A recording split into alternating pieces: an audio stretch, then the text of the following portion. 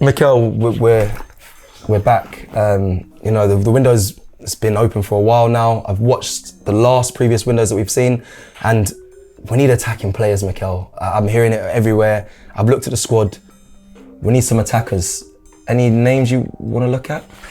Yeah, I think it's a difficult situation, but I think we can still improve the defense. We need attackers. We didn't win the league last season. We had the best defense, so we clearly need. But remember, we are the best team in Europe.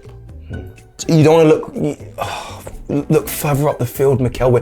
We're back here again. It's another. I know we window. come second again. Yes. 3 years in a row. So we need attackers, right? I know this, but I have an idea. Last year, I told us to get Mikel. All of a sudden, bang! It's like R9. So listen to me, man. Okay, can we get some names down for an actual 9 that we can sign? There is no whiteboards in the boardroom, Andrea. Okay, well, I'm out of ideas, so I don't know what you suggest. What we're gonna do then? Where are we gonna get these players from? I can make a phone call. I know somebody who can help us, and I think he has some players for us. Okay. I think. Okay. Hey, listen, trust me. When have I ever got this wrong? Huh? Trust the process. Trust the process. Phase number 7. We are in this now. You must trust me. Andrea, I call him now, huh?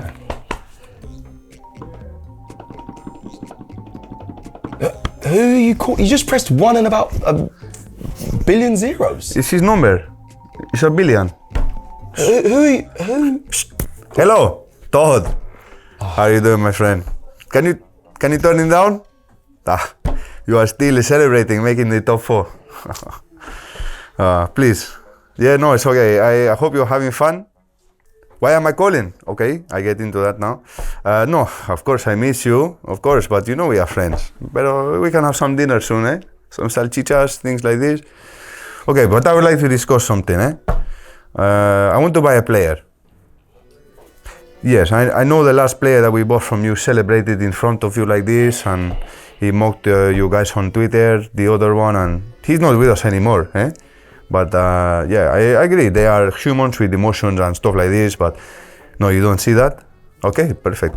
Forget about it then. Investments, okay, that is how you see them. Which one of your investments do you have to offer, eh? See, Spanish, defender, good hair, Cucurella? Attackers, Mikel. Attacker. We need attackers. Okay. Rhys James? Rhys James? Who? Rhys James. Injuries. Too many, no. Okay. Madueke? Yeah, okay. Maybe in a swap deal with Saka? No! Okay. Maybe we come back for this one later, huh? No, striker. Yes, Okay. yes. Who? Nicholas Jackson? Sorry. Miss Jackson. I am for real. Okay. He have a player. Okay. Okay, Spanish. Good player, winner, great in finals, good hair. Okay. Spanish, yeah. Who? Very tall. Okay, I like this one, maybe. Okay, Todd, muchísimas gracias. Hasta luego. Nos vemos. Okay, ciao. Okay, so you said buy in Spanish. He's from America. Anyway, forget all that. Forget that. Who do we sign? You will see. Okay. He's a very good player. I trust you, Mikel. Just what we need. Very defensive.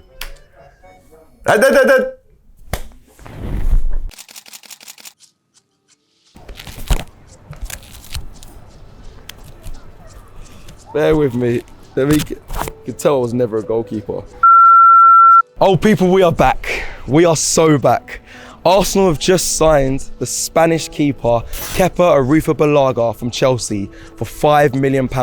They've hit the release fee. He stands at 6'2" and is 30 years old. As you can tell, it's quite breezy today. I've got the gloves on. No, they're not striker boots. They are goalkeeper gloves. I know some fans might be switching on thinking, where is the striker, Cecil? And let me give you my thoughts around this signing, because at first, I think I was similar to many of you watching this. Where's the striker? Really? Arteta, another goalkeeper? And it's funny, I joked about it before. I said, we're going to need a striker, we need a striker. But knowing Arteta, he'll probably bring in a goalkeeper. And he has. And I've got the gloves on. And also, him being ex-Chelsea, I turned my nose up at it a little bit. At first, these were my initial thoughts and feelings at the beginning. But then, my mood started to change. And I looked deeper into this signing and what it was and what it was worth and what it meant. Kepa Arrizabalaga, as Ty pronounced it, Arrizabalaga, silent Z, is very good business. £5 million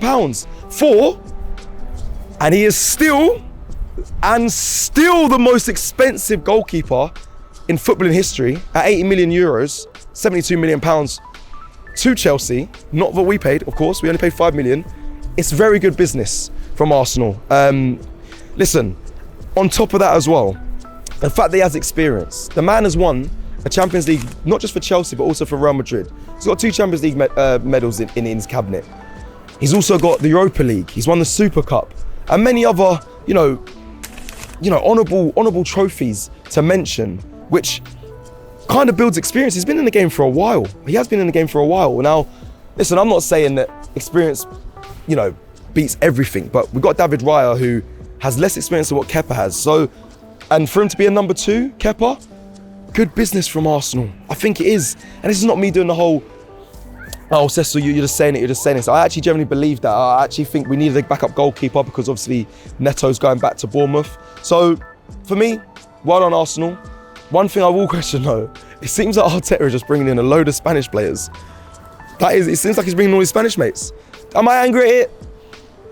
No, not right now. As long as you deliver us what we're intended to get, hopefully this season, I'm not angry. But, Wenger back in the day had a lot of French players. That was his thing. Go for French players.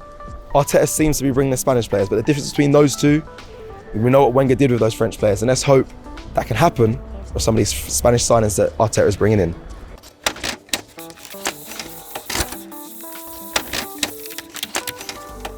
I find this signing very interesting with Kepa. I know, fans wanted the striker and whatnot, and they might be a bit disgruntled, but there's nothing to do with Kepa. I think Kepa's a very good player, and like I said, I think it's very good business from Arsenal.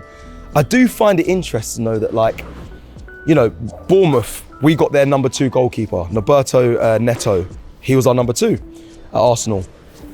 Rarely featured, and then we go and get Bournemouth's number 1. Everyone keeps saying, ex-Chelsea, and why are we doing this, ex-signing, but realistically, they should be saying, well, no, he's ex-Bournemouth. His most recent campaign was playing for Bournemouth, and by the way, was in goal and doing very well for Bournemouth. 8 clean sheets. We'll get into more of his stats later in this video, but he had a really good season for Bournemouth, and I find it interesting.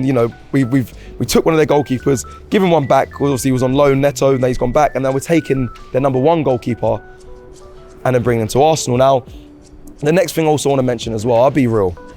It's really hard for me to not look past that incident in 2019 in the Carabao Cup final against Man City, obviously for Chelsea. Sarri, the manager, wanted to take off Kepa and he refused to come off the pitch. Obviously, it'll be something that many people will be thinking about and it'll be pointing at when it comes to this signing. But I don't know, I look at it in context. He was their main goalkeeper for the whole season. He felt like he was fine to carry on. I've been a player. I understand you not wanting to come off the pitch and you feel fine and you want to carry on. But I also know that your manager's orders. What the manager says, you have to abide by or listen to.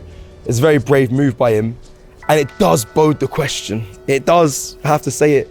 Is he a big personality? Is he a personality that Arteta is going to be able to handle? I mean, I don't believe he's going to come in and, who knows? I want to say take Raya's number 1 spot, but I didn't think that when we signed Raya for Ramsey, I didn't think he would take the number 1 spot so quickly. Is that something that you might see happening? Is it competition for the role? Is it something that, we need at Arsenal? I don't know. Maybe he's the keeper. Has he got enough quality to take over Raya's spot? I don't know. But I go back to the question for you guys. Is it a big personality or is it just one incident? Has Kepa had that incident that I think is quite renowned, and from that, you haven't really heard any more attitude issues from Kepa Arrizabalaga? Or is there more to it?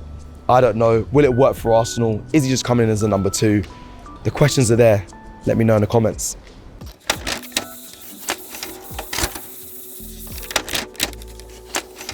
Okay, now it's time for the stats section for your statisticians. Just a few ones I picked out from last season.